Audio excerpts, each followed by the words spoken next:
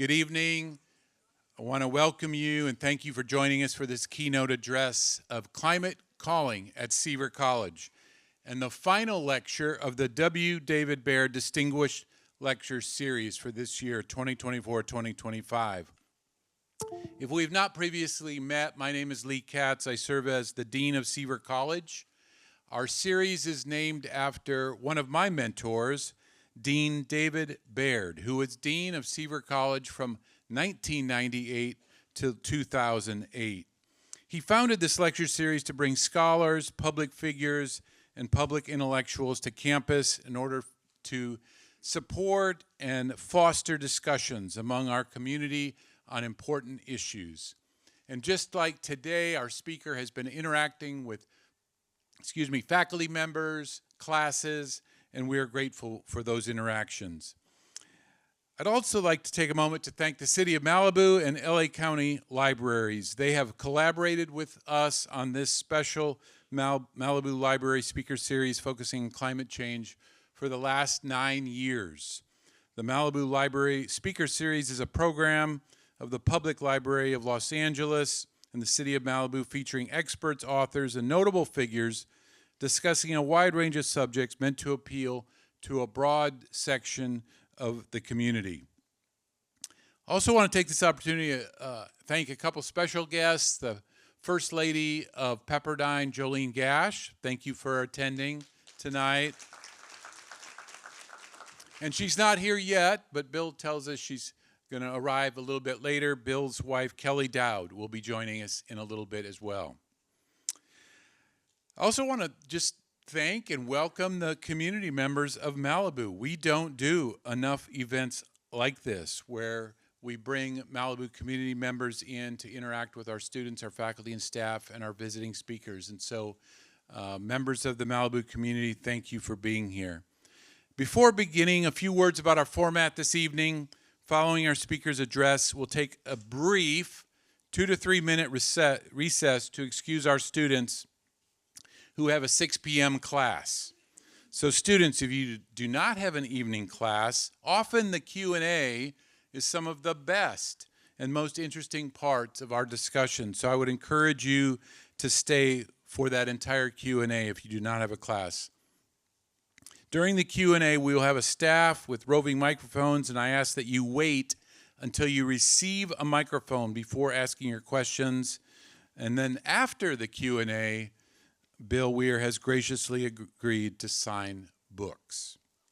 So, two more things very quickly. I would like to invite Associate Dean Kindy DeLong to the podium to announce the recipient of the Amy and Chris Duran Climate Fellowship.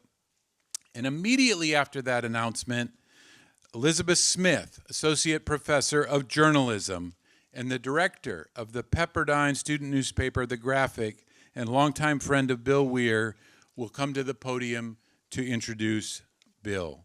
Kindy.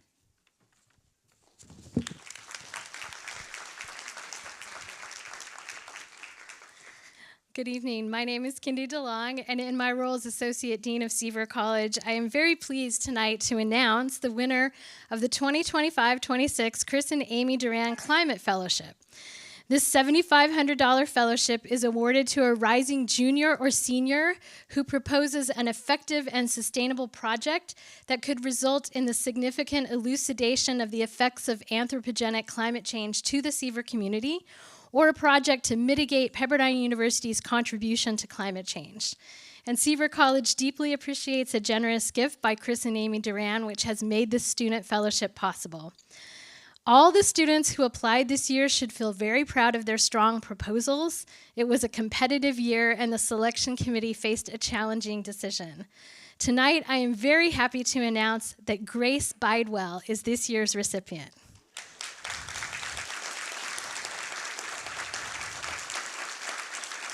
I will ask Grace to stand along with her mentor, Dr. Gretchen Batchelor, Professor of Art. Please stand and remain standing. Yeah. Remain standing while I tell everyone about your project. So Grace will enact in her senior year a project titled Regenerative Art, Exploring Post-Fire Resilience Through Sustainable Eco-Materiality. Grace's proposal outlines ecological field research to document Malibu's post-wildfire recovery, combined with exploration of sustainable paints, including use of some locally sourced materials. Her project will culminate in a senior art exhibition designed to raise environmental awareness, foster cross-disciplinary learning, and promote eco-friendly art practices, along with a report to encourage long-term implementation of non-toxic sustainable paints in our art program. So Dr. Batchelor, thank you for mentoring Grace. And Grace, we are excited to see where your project goes. Please join me in congratulating them again.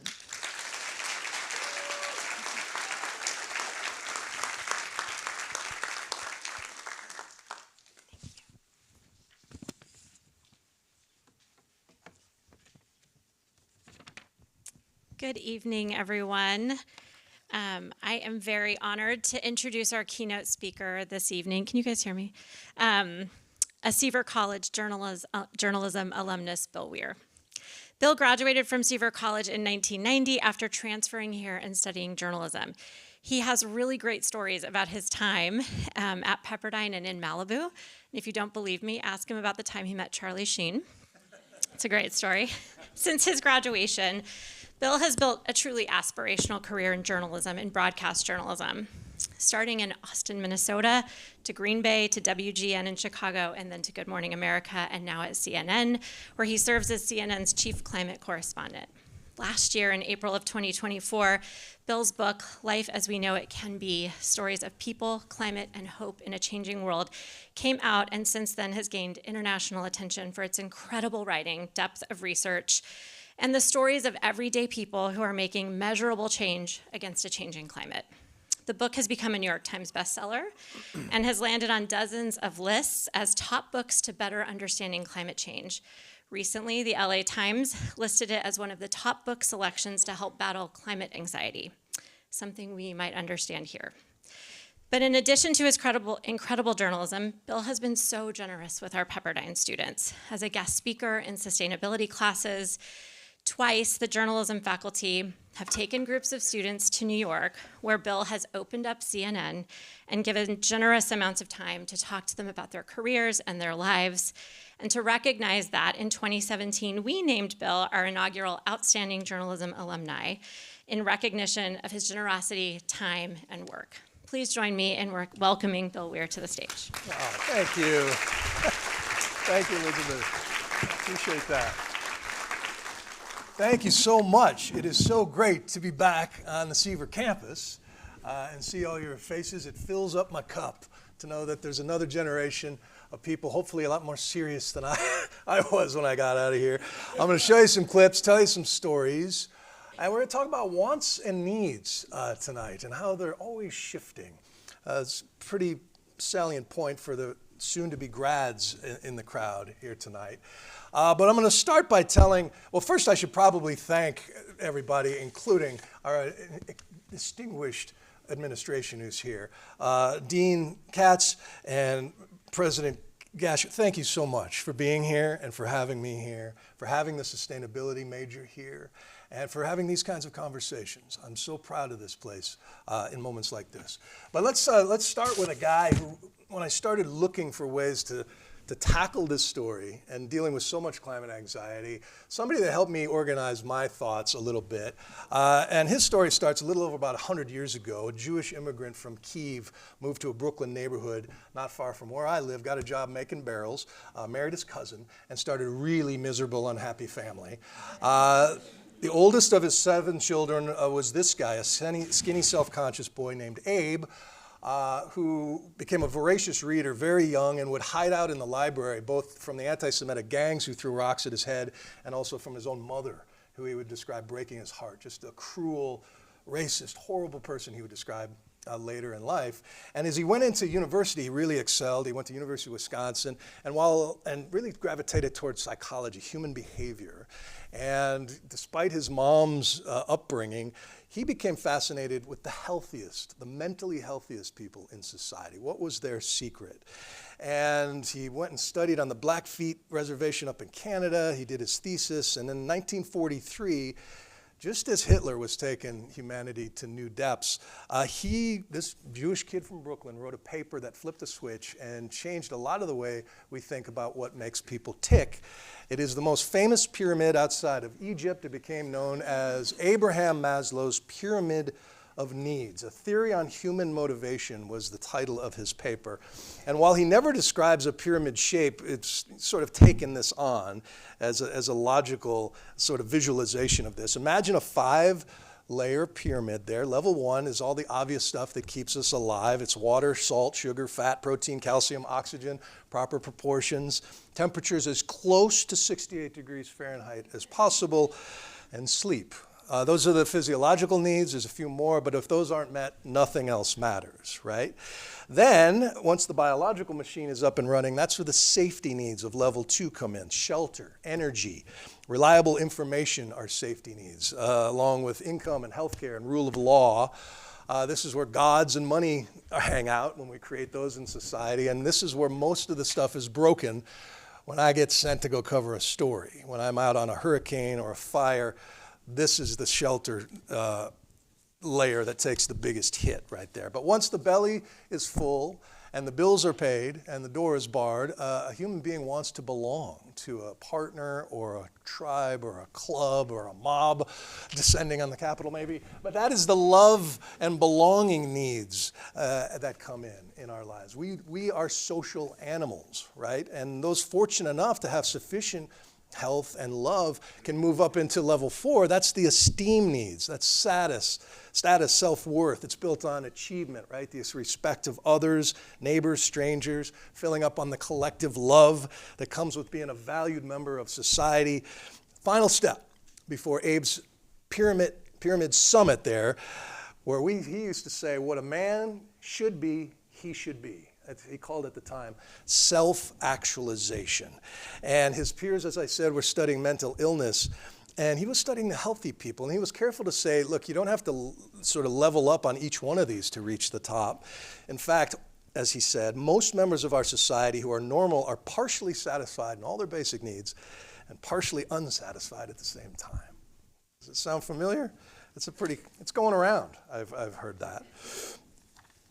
So Abe, at the time, was going up against two prevailing theories, right, of psychology. The behavioralists, who taught that we're sort of like metaphorical rats in life's maze and we're conditioned by shocks and treats through our lives. And then you had the psychotherapists like Freud, who was theorizing that we're all just sort of the unresolved issues of our parents. And Abe Maslow came along and said, yeah, we're both of those. We're all the above. We're messy. We're complicated. And we're not like lumps of clay to be molded into CEOs or cannibals. We're more like scaffolding to be joined together to build great things, or torn apart in some cases as well. But the thing is, I didn't realize when I was a Pepperdine student is that this pyramid is constantly changing. It's constantly being remodeled, right? So when I was this age, the top of my pyramid was playing center field for the Milwaukee Brewers, so I could afford a better outfit and better haircuts. And then by the time I got to Pepperdine, boy, if I could just be funny on TV, that would fill my... This tells you what a serious student I was. That is the old TV3. We did a sports show called The Last Word on Fridays. But here at Pepperdine, I really found my love and esteem needs. I was filling those up at the student compad. I was writing for the graphic. Shout out for the graphic. Where is it? I brought one up here to wave. I'm so happy to see my old paper. Shout out for the graphic. And so by the time I graduated from Pepperdine, I just thought I just want to get on TV. I just want to somebody pay me to go on TV and talk about sports highlights or whatever. I don't really care. That was where I was. That's Ted Garcia next to me. He graduated in 3.5 years. And he's doing radio in San Diego right now. I talked to him during the last fire. He put me on the air to talk about Pepperdine together. So then I did get the job in TV, and I worked my way up through the small markets, but it still wasn't wanting, right? It wasn't the tip. I thought, well, when I was, carrying around a camera the size of a boat anchor in Green Bay, I thought if I just get to Chicago, that's a major market, right? And then I'll be happy.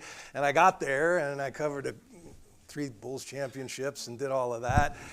Yeah, still not happy. If I could just get to the network, if I could just get to the tip of the network pyramid, then I got to Good Morning America, and guess what? Still looking for stuff, still wondering what was wrong in life there. But then came the Wonder List. Then I moved over to CNN, and I was originally going to do just a studio show, but the Malaysian airliner went missing. You remember that story? So every night for the first month, I'm talking about the same story with the same 4 retired pilots. I thought, I've made a horrible mistake. I came to CNN for variety, 24 hours. I want to do a really voracious, curious kind of show in prime time and travel and get out of the studio. And they said, well, maybe you should go do that. What kind of show would you do? And I said, well, my daughter is going to turn my age in the year 2050, so I want to go to the wonders of the world and wonder what will be left of them for her generation. And so they said yes, and it was the greatest green light of my life. They sent me to places like Vanuatu to see how many sort of unspoiled South Pacific islands are left, and to Namibia to look for one of the last black rhinos left in the wild, and Botswana to see how many elephants might be left for future generations as well. And as I visited all these places and saw other people's pyramids of needs, it really helped me reorganize what I thought I'd want. I'd go from villages like this in Vanuatu back through Duty Free in Sydney, the riot of stuff. And it was such a disconnection. And the folks I met in these places seemed to have it figured out in ways that I didn't, and were more tightly connected as families, as communities, had happier levels of happiness that were really at the top of the charts. And so I sort of became fascinated with this all the while. But what Abraham Maslow didn't consider when he wrote this theory back in the day is that man is a perpetually wanting animal on a planet of finite resources. And he wrote his utopian vision of if we can just meet everybody's needs, we can create this peace table and end war and come together and really understand each other. But he says admittedly that this is for a world of peaceful abundance. He could not have imagined a world where, oh, look, what just happened? A technical, a technical problem just happened. You guys can read my emails now. Wow, this has never happened to me before. Let me see if I can get it back. Sorry, guys. So what Abe Maslow could never have imagined is that the water cycles which happen now, this water whiplash we go through, where the Mississippi River is so low, you can't move grain barges, and commodities prices go up. Or you can take a kayak and go look at Civil War era paddle wheel ships that are emerging there. But there's not enough water there 1 minute, and then this is Tulare Lake, as you guys know, here in California, which used to be the biggest freshwater lake west of the Mississippi, but was drained for agriculture. But when that atmospheric river came a couple of years ago, brought this zombie lake back from the dead. It was devastating for these agricultural communities out there as well. And Abe Maslow couldn't have imagined storms like Hurricane Ian, which hit Florida. I was in Punta Gorda for that particular one. And $113 billion storm, 159 lives lost, including some folks who saw what was left of their pyramid of needs and took their own lives. 7 property insurers in Florida went bankrupt from that one particular storm.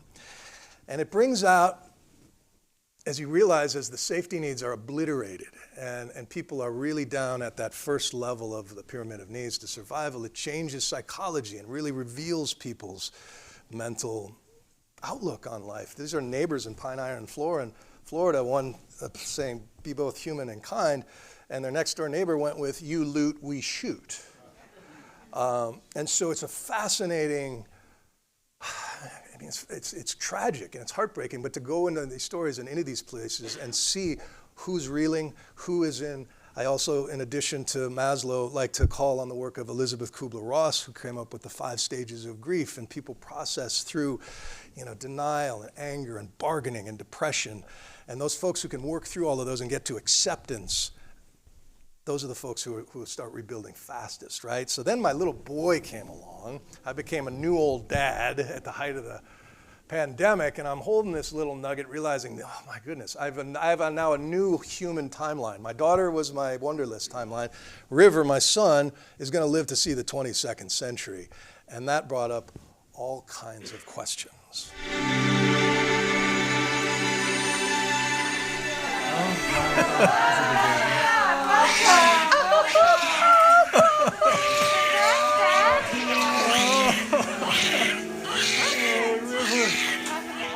The program you're about to see was born on the same day as my son.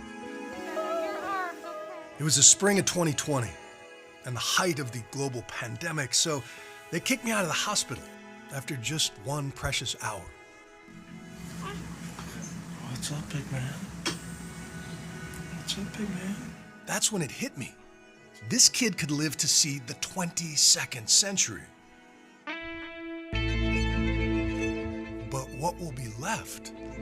Fire season has gotten hotter and longer. Given everything I see on the climate beat, the very thought filled me with dread. The trillion-ton monster made of fossil fuel pollution is only getting bigger, and the weather is only getting weirder. So I couldn't help but wonder, where should he live? What kind of shelter? How can he power his life in harmony with everything else? Survive and thrive in the age of flood and fire. And then I remembered Mr. Rogers. He used to say that when things get scary, look for the helpers. There will always be helpers. so this is a search for the helpers. When we harness the solar power, it makes you feel great that you self-generated. Push a button and then it pushes cells out of the water. The hidden heroes. Not only is it more energy efficient, but it actually can save lives. I tested materials these guys wanted to use. And as it's flaming in my hands, I throw it down and say, we're not using that. Game-changing ways to defeat Carbon Godzilla. We have 85% of our own energy. While building happier, healthier, and stronger communities, come what may. Storms, they're bigger, they're more violent. You have to design for that in today's world. Wildfire concerns, Climate change, more hurricanes, record-breaking heat. Life as we know it may be changing with the climate, but life as we know it can be is already here for those with one particular skill. Adaptation. Noun, the modification of an organism or its parts that makes it more fit for existence in its environment. Yep, survival of the fittest, baby. And what Charles Darwin realized is that the fittest aren't always the biggest or strongest, but those best able to adapt and roll with the changes. Like the Gentoo penguin. I'll pause it there. It goes on to teach us about how the Gentoo penguin in Antarctica, I saw firsthand, is thriving because of its willingness to move. Other species like the chinstrap and the Adelie penguins are trying to nest in these ancient nesting spots they've used for thousands of years, but now are underwater. Where the Gentoos are smart enough to go, oh, this isn't going to work, and so they're moving. And there's other countless examples of this in the natural world. Desert giraffes that can go weeks between sips. It took generations for them to adapt physically. And did you know the camel is originally from Canada? Yeah, and that hump and the eyelids and the big feet, all of that was originally for snow. And when they wandered across the Bering Land Bridge, ended up in the Gobi Desert and these big deserts, they realized, wow, this stuff actually works good in sand and heat. And then they changed their behavior, the way they positioned themselves. They did all of these things, of course, over eons of time. Now we have to do the same thing to harden our pyramid of needs in much shorter amounts of time. To assess the new threats as they're coming, which is the hardest part for some folks, to think that we live on a different Earth than the one I grew up on, a one where the rules of physics are changing in ways that we can't really grasp at this time. And so it is a time, high time, to learn from the Gentoos and the camels and everybody and start thinking about adaptation, especially, as you folks know around here, in fire country.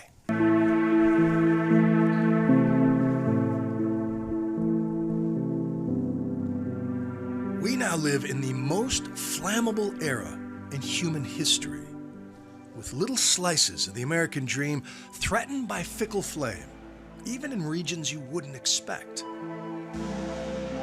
And while most are careful to prevent the kind of fires that start and spread inside, The looming threat these days comes from the outside, as more and more embers fly. This is such an incredible thing to behold. Behind me, over 100 giant fans creating 30 to 35-mile-an-hour winds, all so we can study the behavior of wildfire. In the heart of the Carolinas, the Insurance Institute for Business and Home Safety creates controlled disasters, so we're better prepared for an uncontrolled future.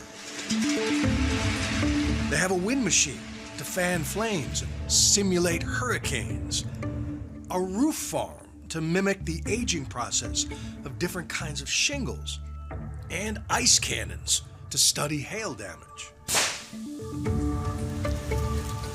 But this day is all about understanding flame, smoke, and radiated heat.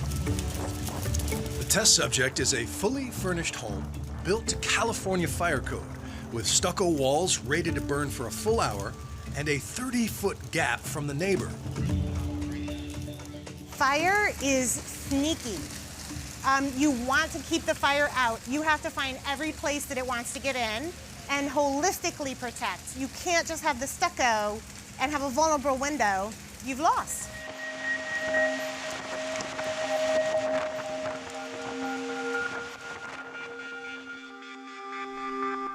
From Lahaina, Maui to Paradise, California, I've seen firsthand the destructive power of the modern wildfire, supercharged by record drought, wind, invasive species, and generations of unnatural fire suppression. And after 2025 began with the worst urban wildfire in American history, thousands of burned out families and businesses across Los Angeles County are wondering what comes next and studying what survived. Greg, I'm standing in front of your creation, and it looks like it was sort of airlifted in here after the fire. It is so relatively unscathed. How much of that is luck? How much of that was by design? After this Pacific Palisades house went viral for its survival, architect Greg Chasen told me that the vacant lot next door was a fire break made of luck. But the house is a definition of fire adaptation, with a wall instead of a picket fence around native landscaping, tempered glass windows with metal frames. It's striking how clean the lines are, and that is advantageous when it comes to blowing embers. There's just less to get hung up on, right? I really think it is. A lot of the other new houses that burned in the area, they have gable upon gable upon gable. It just creates more and more areas for fire and embers to collect and do damage. In a search for other lessons learned, I went back to Paradise, 5 years after the deadliest mainland fire in the last century. I did a metal roof, stucco, Vulcan vents. I have more gravel than any normal girl would.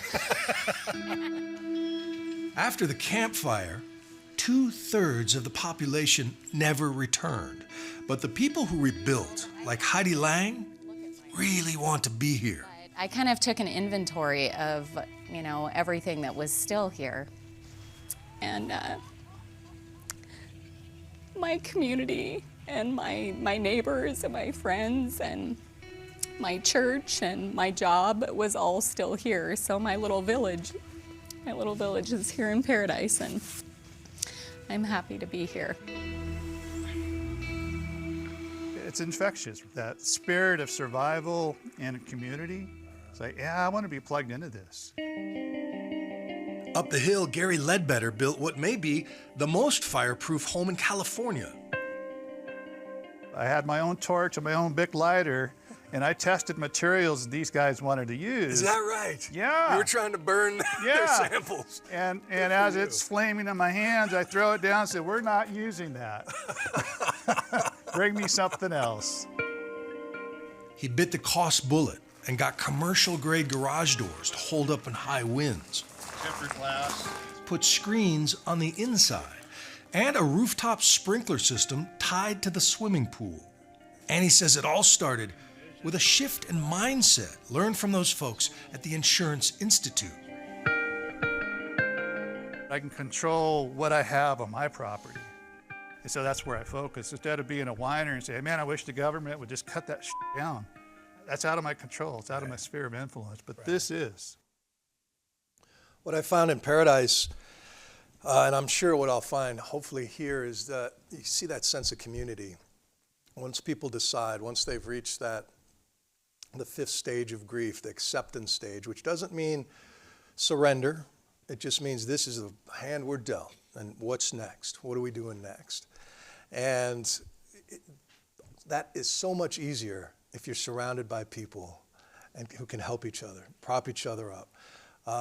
In Lahaina, Maui, after that fire, one of the most searing memories I have is meeting a guy named Archie Kalepa, who's a legendary lifeguard, big wave surfer, revolutionized rescues in big waves, just one of those like larger than life heroes. And he was running a community DIY relief center, fully stocked, was managing the supplies, the food, the masks, making sure people were safe, sleeping in their masks because there's so much toxic dust around.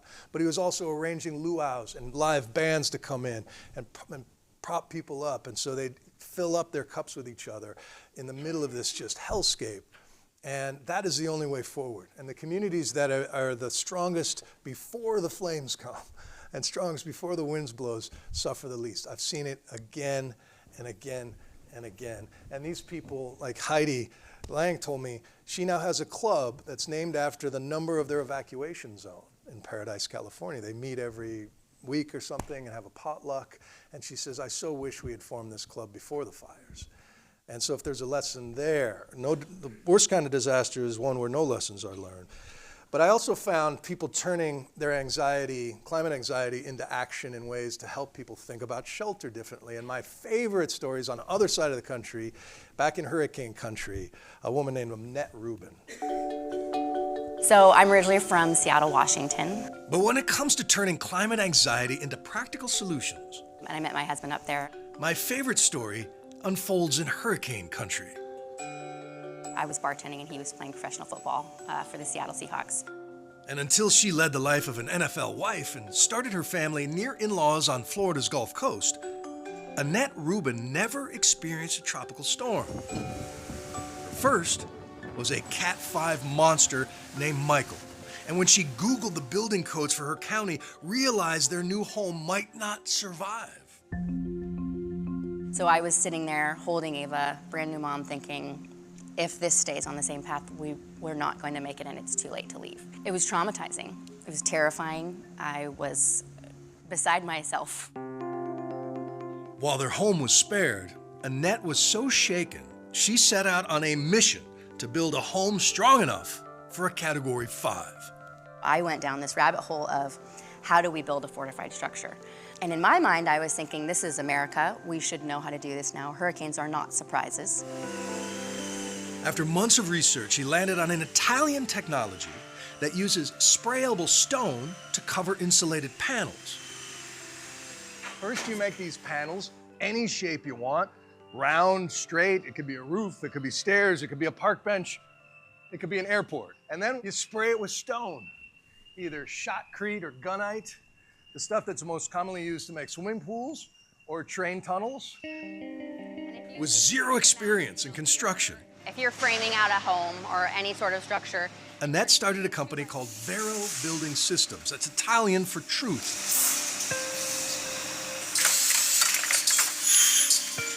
so this is how big the bead is. And is trying to get folks to think differently about shelter.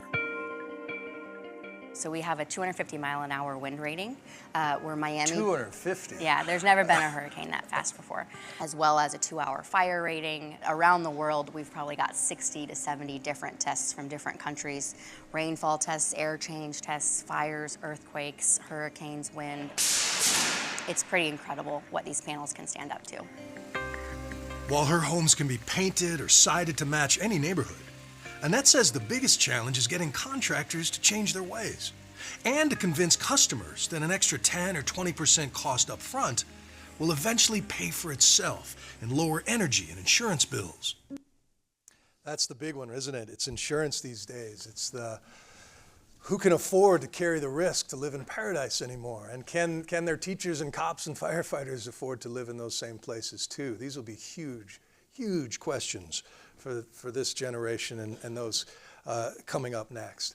Of course, one huge piece of the pyramid in our modern lives, much more so than in Abe's life, is what powers all of this, the fuels that keep the lights on and move us through space and chasing our esteem needs, wherever they may be.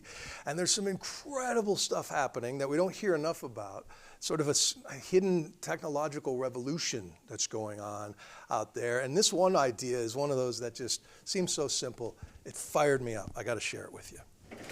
For the first time in human history, the two most affordable forms of energy do not come from burning fossil fuels,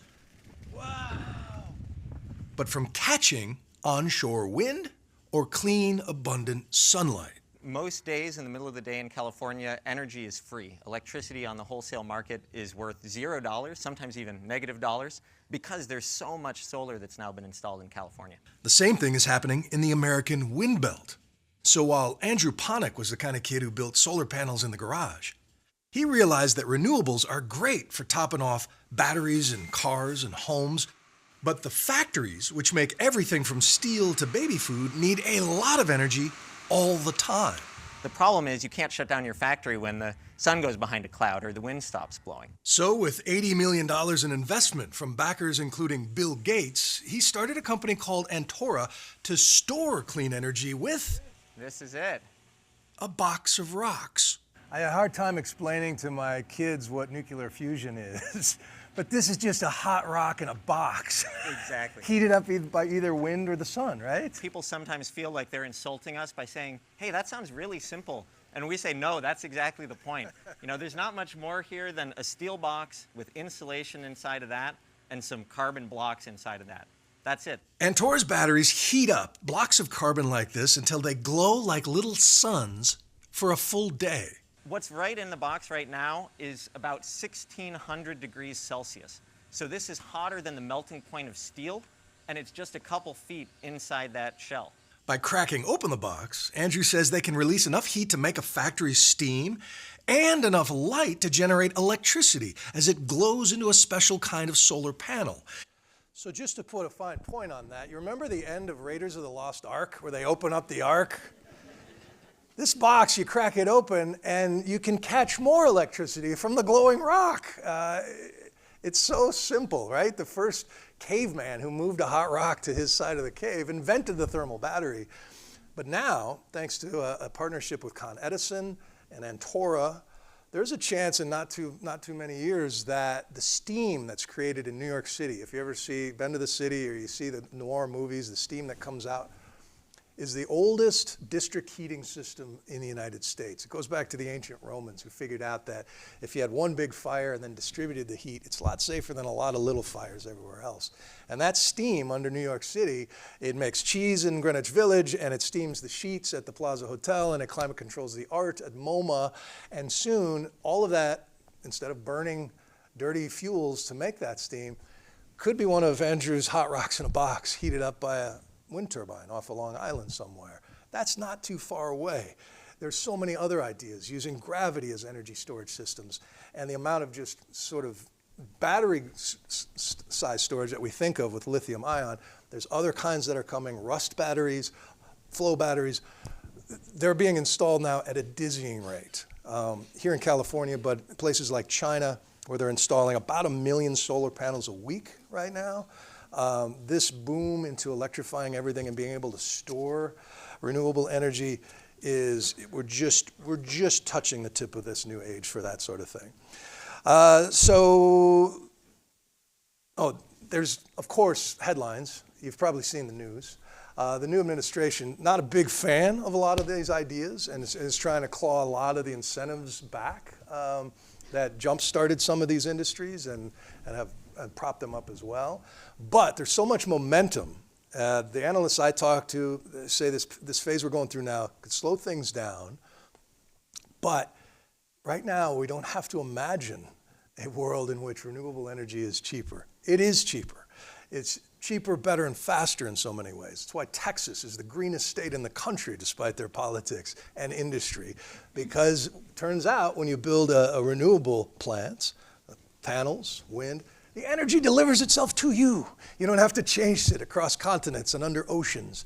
And about 90% of the new utility scale energy projects that are coming online, waiting in line at the grid, are all either wind or solar plus storage these days. So we're entering a new era, but we can also pick up all these other sort of pieces of our pyramid, our remodeled pyramid, and in different sectors, in transportation, in clothing. I love Grace, congratulations on the grant, about thinking about paint in new ways and in sustainable ways. Every surface of our lives can be reinvented, which means that's scary for some folks who enjoy reaping the profits off the status quo, but it means there's future trillionaires walking around, maybe in here, thinking about new ways to harness energy or earth repair, or new ways in which build stronger communities and solve many problems at the same time. I went to London to the Breakthrough Energy Summit last summer to see as many investors as I could talk to get the best ideas. Here's a little sample from the Silicon Valley wing of this, which has a bunch of ideas that are just there for the poaching. Silicon Valley will retreat. And who will follow moves like this one from Google and build a kind of headquarters that can create 90% of its own energy? As you can see, the way it's designed, the light is hitting different panels at different times, so you're getting more solar capacity out of the design. That's so cool. Of course, cool. It looks really beautiful, too. These dragon-scale solar panels could be an architectural game changer, along with the innovative heat pump system in the basement. In the summer, these pumps pull heat from the building and stores it underground. And in the winter, they bring it back up. We're using effectively the earth and these pipes as our battery for this building. That's very cool. Yeah. See you later, gang. And for every Bay Area whale, that's fun. There are hundreds of hopeful minnows angling for accelerator seed money, like Tello, which is building a city-friendly electric pickup truck that parks like a compact car and can even be configured with onboard solar panels. So what you're looking at is a crew cab pickup truck with Tesla range, but the footprint, the length and width of a two-door Mini Cooper. And then there's Mighty Fly, out to disrupt expedited delivery trucks from the sky. Could I send my kid to grandma's in this? I wish. I actually fit inside so I could transport myself, but this is for cargo only. Okay. Manal Habib says her cargo drones will soon be able to haul 500 pounds up to 600 miles, business to business. It can be like retail, it can be manufacturing, it can be medical, it can be defense. This type of thing is intrinsically adaptable. And her investor, Tom Chi, believes autonomous electric drones will displace the Amazon-sized fossil-fueled supply chain of today and all the traffic and pollution that comes with it. Because of the form factor of this vehicle and the fact that it doesn't necessarily need to go through major airports, then it has the ability to do much more of kind of a point-to-point grid connection across the country. He is the named inventor on 77 patents, and after co-founding the moonshot factory Google X, started an accelerator for companies that are net positive for nature by making the green choice irresistible. What if we made it so that the thing that had the best unit economics was also best for the planet, right? Then a lot of the fights that we're having around like, please, let's do some good things for the planet, please, let's do some, we could just skip them. Wouldn't that be nice? And there's a real movement happening in Silicon Valley, among some Democrats, this abundance narrative now where they're talking about we have to build our way out of these problems, which means abundant opportunities in so many different sectors as well. But of course, at the heart of it, this is a story where not everybody can agree on the cause of it and the medicine, frankly. And it's unique to this country. I mean, you see it a little bit in Australia, I've seen it around the world, but Climate and the environment and our energy supplies have been so politicized and demagogued for so long. Just the words send people back on their heels. And oftentimes I do my best to hold grace and space for people who obviously believe something very strongly. I want to understand their story, because ultimately we're all just made of stories. Everything in our lives, our borders and our flags and our currencies and our corporations, our political parties, are stories that we agree upon in the moment, but they're under constant revision. They're always being changed, right? And so the story that I grew up with most of my life was, well, maybe it's happening, maybe it isn't, maybe it's natural, maybe it's not. And as the science built up and the empirical proof built up, and I got to go see the world and fill my passport and see the effects of these things, I realized it's just as important, not just the physics of these energy streams and what's happening, it's just as important how we talk to each other about these. How do we bridge these divides? Nobody wants to talk about this at a drop-off or at a dinner party. Who wants to be the buzzkill to talk about this? But we have to figure out ways around it. And sometimes that's around shared values. It's around a hiking trail we both love, or a beach we can clean up together and pull together and talk about the big threats. And sometimes that works as well. But I wanted to show you a clip here with a woman I met down after Hurricane Milton in Florida. She was riding her bike around this neighborhood, praying for her neighbors, and just interceding for them as she rode around. And I stopped and talked to her. And I just want to play this exchange because it really stuck with me. You connect all of this to a changing climate, a warmer planet? You know, I'm not sure. I can't really answer that. Really? Maybe it's just a 100-year cycle, or, you know, some kind of a cycle that we go through. Even though all the scientists are telling you this is what climate change looks like? Well, that's the point. I'm not sure all the scientists are in agreement with They that. are. So I can tell you they are. I'm here to tell you they are. Yeah. Oh, okay. 99% of them absolutely agree. You can ask anybody at NASA. I can definitely tell you our beaches are eroding. In my lifetime, all the beaches have, I've seen the water come up a lot higher than it ever has before. So thank you so much. Talking and thank you for taking talking an with us. Really, you're a great neighbor. Aww. If there's a heaven, you're getting in. Oh, amen, amen to that. And that's what I do. I ride around and just pray for people and just pray, you know. It's just. You're a first prayer responder. That's very sweet.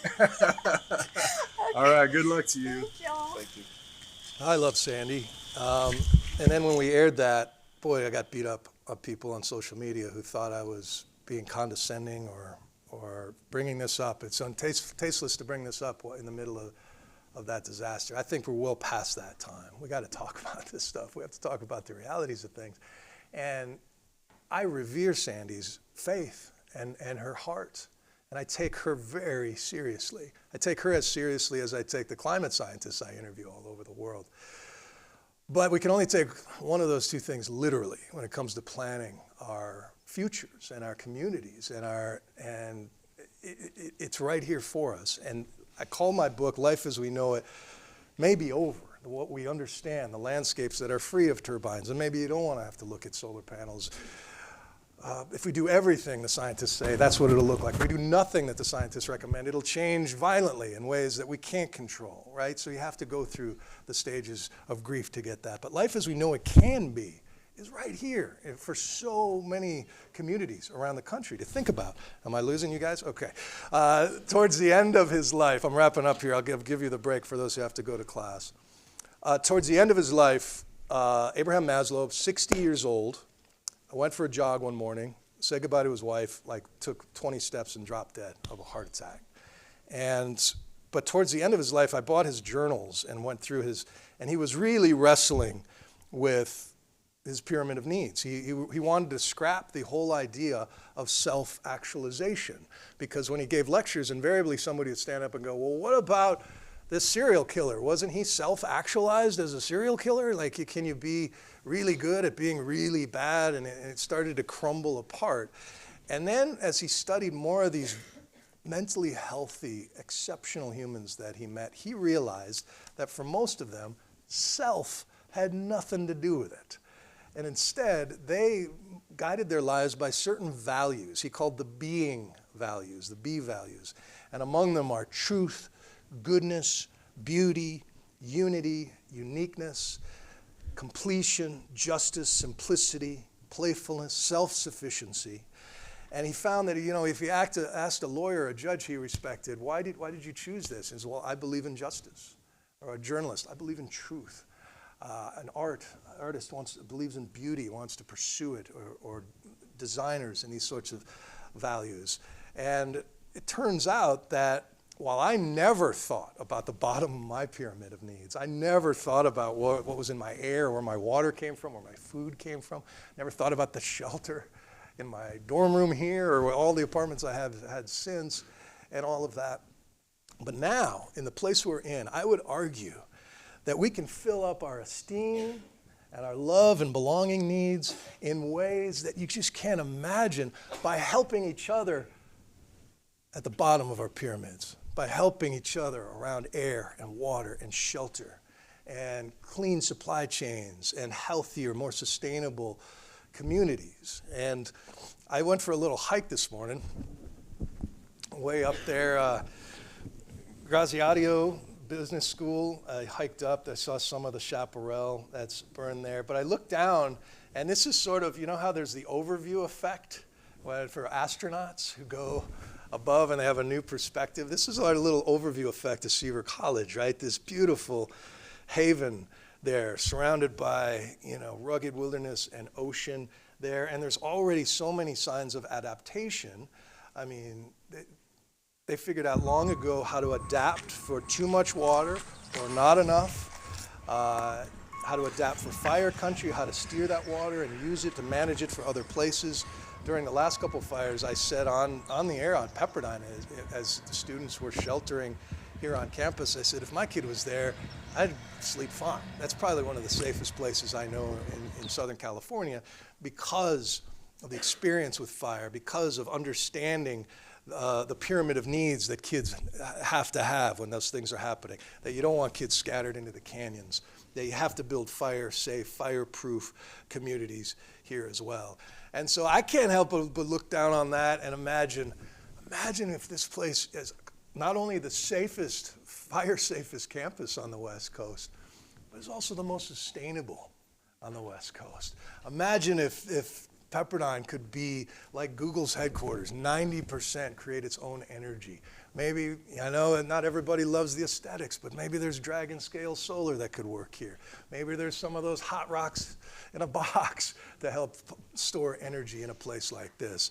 Maybe the shuttles, the Wave 3, 4, 5, and 6, could be running a little more sustainably.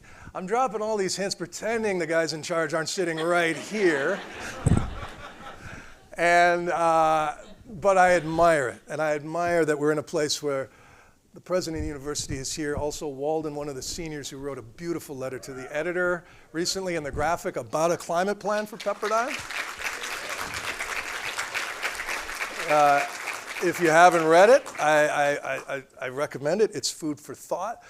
And I took even some inspiration from the man whose name is up on the business school up there, whose motto was, if better is possible, then good is not enough. All right, George.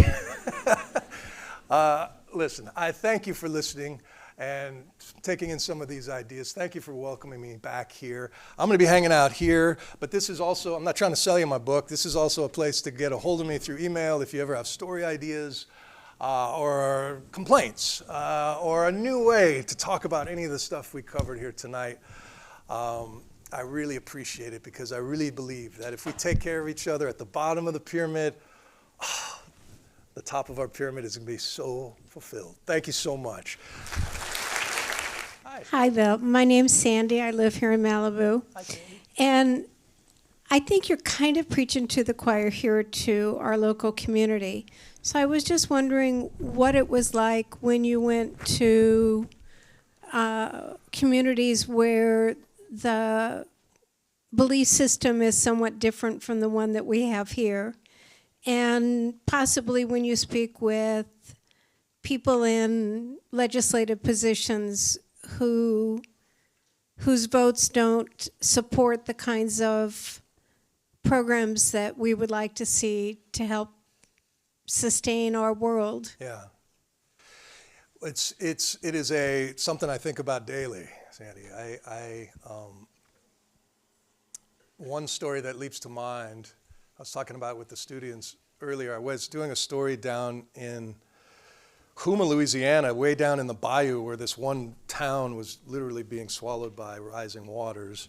And I was going to interview a scientist, and we needed a boat. And the scientists pulled together these two brothers who had a boat, who'd lived there a long time, a couple of guys in their 50s, and they had a hunting cabin out in the bayou.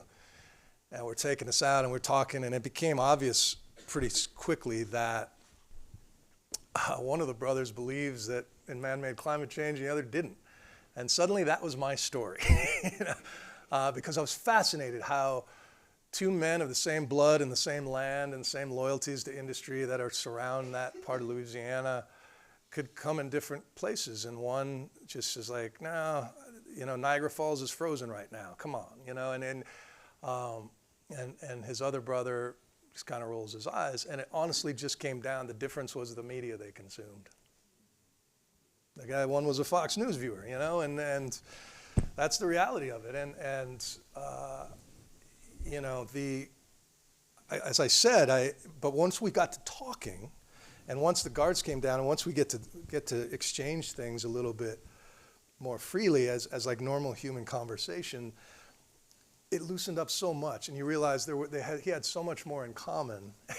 And ultimately, what gets in the way is this politicized language and an assumption that if you care about this, then you're going to take something away from me. That has been the biggest.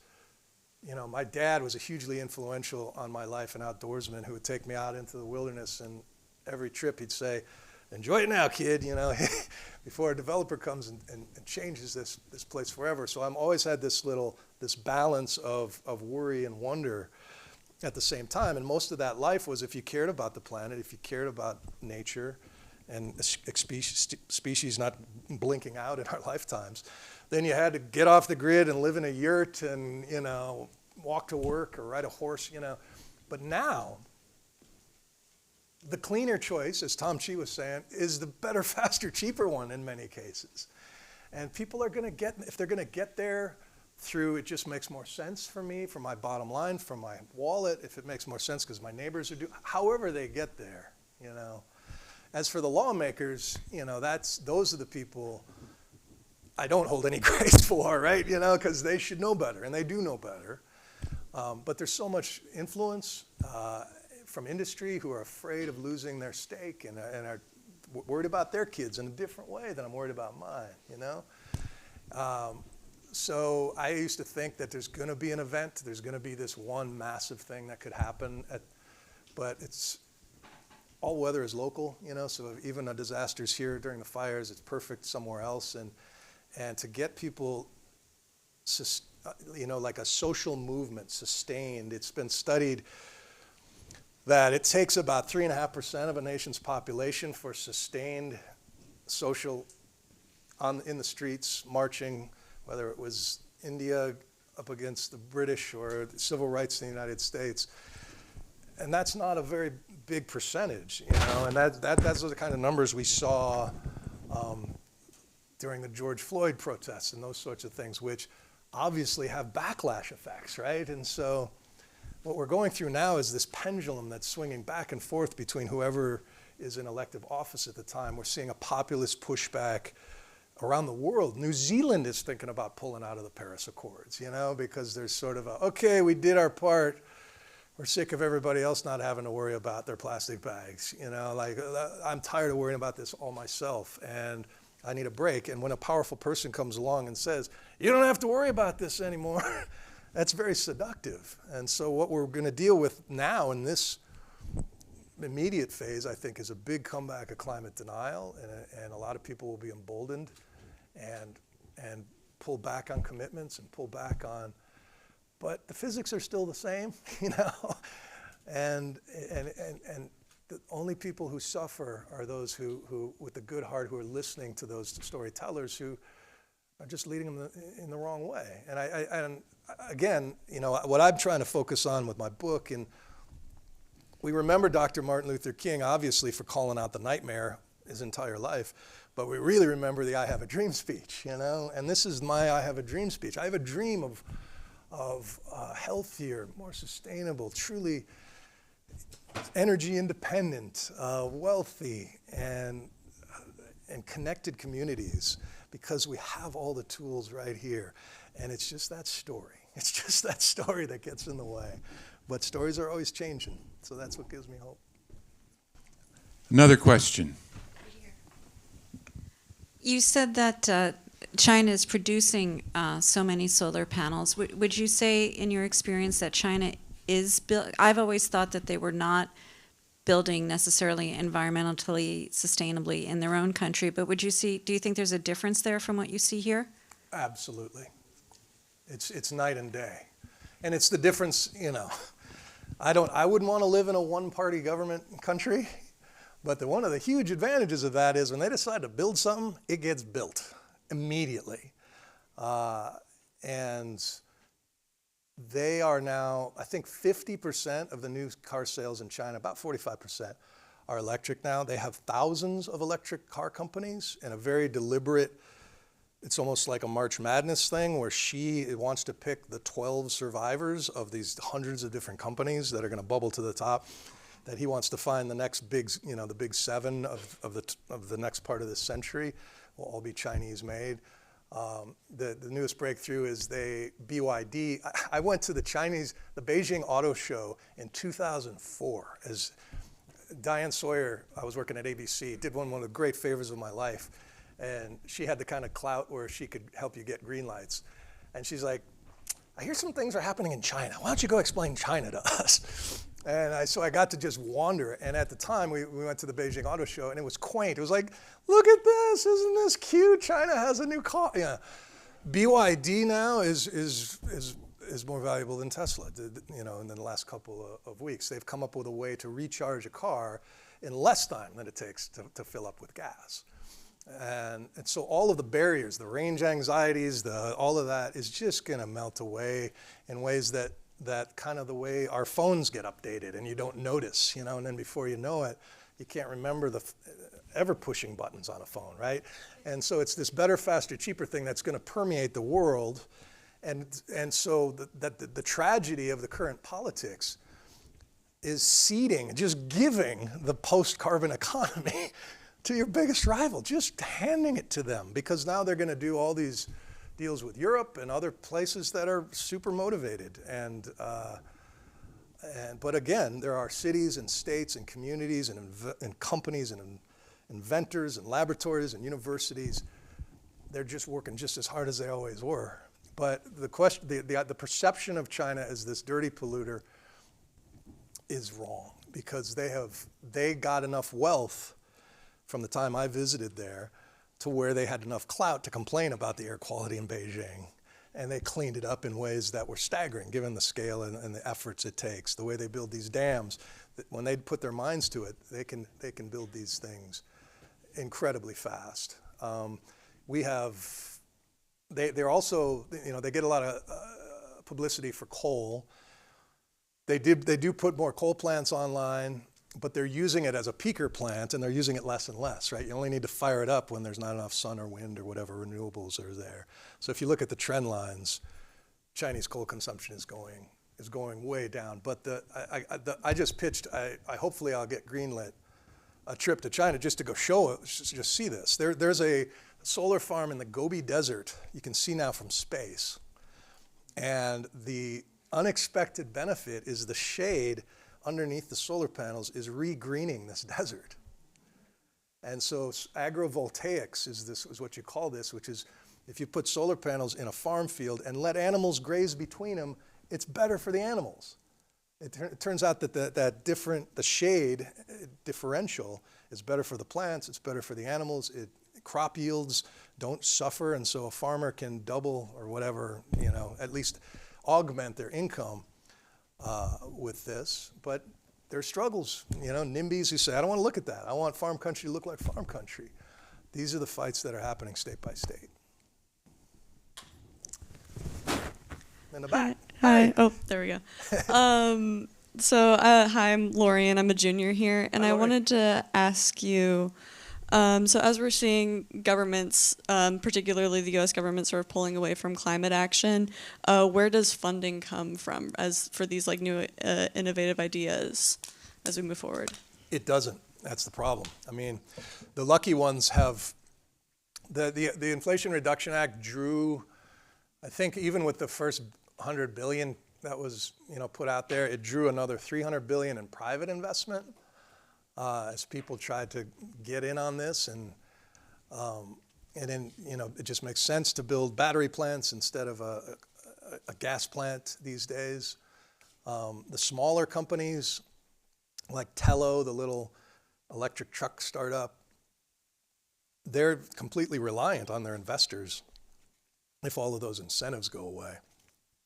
So that's the shame of it right now, is just as this Industrial Revolution 2.0 was really crowning, there's this effort to just really throttle it in the cradle, and we really don't know. So much of it is in the courts right now. Who's going to get what money that's promised? Which are going to survive? There's stories about Doge, canceling hydrogen hubs in blue states and then keeping the ones in red states, it's just another assault on public trust and the idea that we're really all in this together. And so yeah, I don't know.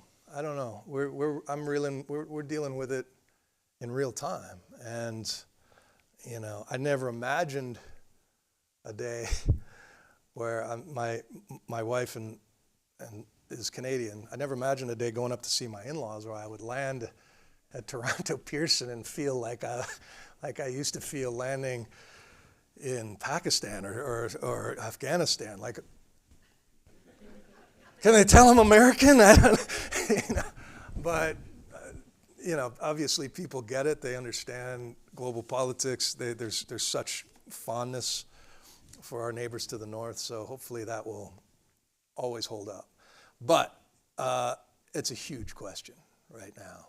And so I was just advising a friend of mine I went to high school with on my sort of nomadic youth in a little town in Wisconsin. Her daughter is at school in Florida, but she wants to get a graduate degree in sustainability and engineering. And she gets to choose between Duke, Cornell, Stanford, and Oxford. And pretty good for a public school kid out of Plainview, Wisconsin. But I was torn on that. Like, if it was me 5 years ago, you'd go, Stanford, no, not even give it a second thought. But Oxford right now, that their government is going in the opposite direction as ours. And they just are thinking about it differently in that nation. So is that a better place to be now than to be in a place that's going the other way? I don't know. Again, it's all part of the big story. Time for one more question. You got one back here? Oh, okay. Hi, Chris Jones here. Hi, Chris. In these modern times with the new administration and such, I think there's still some... hold it up, Chris, a little more. There's still some sustainability that may happen. Yeah. That it has to do with the artificial intelligence and all the data centers. Right. There's a lot of billionaires building or investing in small modular reactors. Yep. Do you see that going forward? The age-old fear of nuclear waste and meltdowns and such. The new designs are supposed to be such that that's minimized or at least lowered. Exactly. So again, go ahead. Sorry, to answer your question, I think that having lived through this, I mean, I'm old enough to remember the China Syndrome and Silkwood and these movies in the 70s around 3 Mile Island that really scared everyone witless. And then there was Chernobyl, of course. But if you measure deaths per kilowatt hour produced as a fuel source, nuclear is safer than wind. It's safer than solar in some cases. I mean, it's just, but the problem is everything has its price. Everything has a trade-off. The problem is the fuel and the waste. So mining it, do we want to mine it in the Grand Canyon? No, probably not. But there's going to be pressure to do that now because I can't remember which of the big three. Was it Google or Meta that is going to restart 3 Mile Island, basically? They want to bring it back to life. Microsoft, thank you. And there's much talk about using it, although that Chinese AI model that used much less energy is one of those, a lot of people pulled back and thought, well, maybe we don't need that much energy. But turns out humans just love energy. We're not addicted to oil. We're just addicted to cheap energy, whatever form it came in. Whale oil, kerosene, peat, wood, whatever you burn. We burn whatever's cheap and handy right now. But the small modular idea is hugely exciting. And those could be put together much faster and get them up to scale. I think the United States since 1970 has built 3 nuclear reactors, whereas in Europe, even places, smaller countries like Portugal has built dozens. But you're seeing real bipartisan support right now. Democrats, after resisting this for years, are coming around on next generation. I did a story where I went up to Indian Point, power plant north of New York City, that RFK Jr. actually worked very hard to shut down, as did Andrew Cuomo, but they gutted it, so there's no way to fire that thing back up. But the nuclear waste, I went to do that story, like what do we do with the waste that's piling up at all these sites around the country? Because basically taxpayers are paying these utilities just to store the stuff because we haven't picked it up. So tens of millions of dollars. The idea is we're going to take all that money and pay one community to eventually take it. Right now there's one in West Texas that might be interested, sort of on the New Mexico border. And it's like, how much money will it take for you to take the nation's nuclear waste? But then the challenge of that, to move it, the Department of Energy has a train car that they are calling the safest in the world. It can move, but it can only move. First they have to test it, they have to crash it, they have to put it in rivers off, just to show that it'll hold up under any attack, shoot it with missiles. But then when they start running the train, they can maybe move, I don't know, I can't remember the exact numbers, 50 tons a year or something like this, but he's basically saying the amount that we have built up and the amount that we're going to have, he predicted, this is somebody from the top level Department of Energy, he predicted that the first permanent nuclear repository in the US will be closed in the year 2150. So they're thinking 150-year timescales on this. We've been kicking the can down the road for so long. But I don't think that is enough of a deal killer. I think there's enough momentum in this. And that doesn't count nuclear fusion, which is hugely exciting. Instead of splitting atoms, you can shove them together, mash them together. And everybody says that's just a decade away and always will be is the joke. But there has been really astounding tests recently, at Livermore Labs in California. China just had a fusion test where they got up to the temperature of a star on Earth.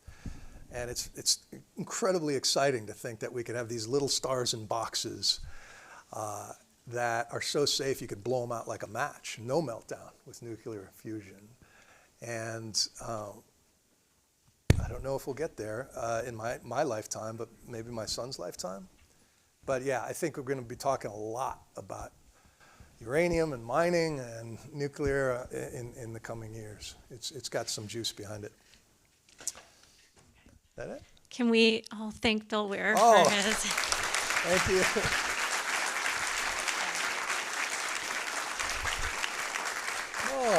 And on behalf of Pepperdine and Seaver College, we have a token of our appreciation and also in gratitude for your work. So thank you so much, Elizabeth. Bill. Thank you so much.